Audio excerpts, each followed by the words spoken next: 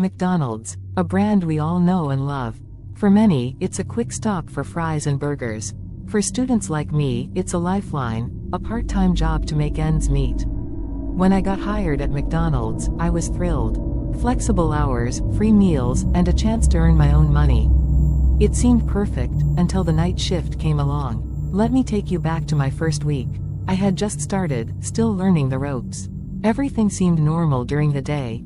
Customers rushing in, the smell of sizzling patties, and the cheerful hum of the team. But the night shift was different. The buzz of the day vanished, replaced by an eerie stillness. It was a Friday night when I agreed to cover a shift. "Don't worry," my manager had said, "it's quiet at night. You'll be fine." I wasn't fine. McDonald's after midnight is something else. The bright yellow arches outside felt cold and lifeless. Inside, the cheerful red and yellow decor didn't seem so inviting anymore. The silence wasn't comforting, it was oppressive, broken only by the occasional hum of the ice cream machine or the faint buzz of the neon lights. It was just me and one other employee, Greg, a guy in his late 30s who'd been there for years. Greg was oddly quiet that night, constantly checking his watch, his eyes darting toward the front entrance. "Ever done a night shift here?" he asked suddenly. "No," I replied. "Well, keep your eyes open," he muttered. Around 2 a.m., the drive-thru bell rang. I jumped. It was the first sound in what felt like hours.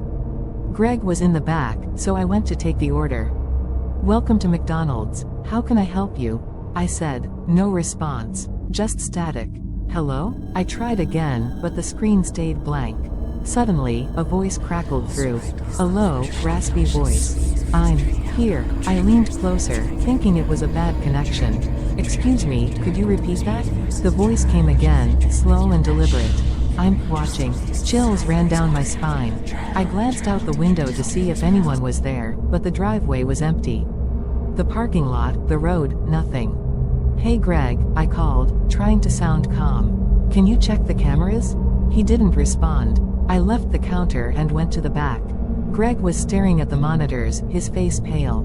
"What's wrong?" I asked, but when I looked at the screen, my heart nearly stopped. The cameras were glitching, flickering between static and footage. But in one frame, the one pointed at the drive-thru, there was someone standing there. A figure dressed in black, their face obscured by a hood.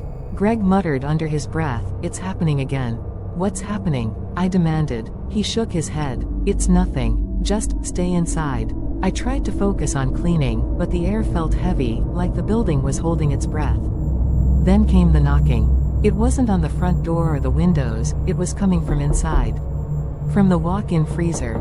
"Greg?" I called out, but he wasn't around. The knocking grew louder, more frantic. Against my better judgment, I walked toward the freezer, my footsteps echoing on the tiled floor. "Hello?" I whispered, my voice trembling. The knocking stopped. For a moment, there was silence. Then, the door handle began to turn, slowly, deliberately. I froze, too terrified to move. When the door creaked open, there was nothing inside. Just rows of frozen patties and empty shelves. But as I turned to leave, I heard it. A whisper. "Don't leave." I ran back to the counter, my heart pounding.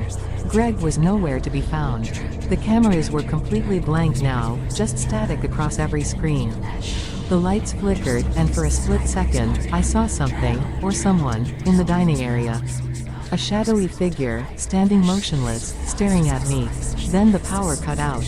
I fumbled for my phone, using the flashlight to find my way to the door. But when I reached it, it wouldn't budge. The locks were jammed, and the keypads weren't responding. Suddenly, the drive-thru speaker crackled to life. That same voice. "You can't escape?" The lights flickered back on, and Greg was standing behind the counter. But something was wrong. His eyes were wide, unblinking, his face unnaturally pale. "They don't let you leave," he whispered, his voice hollow. "Once you've seen them, you're theirs."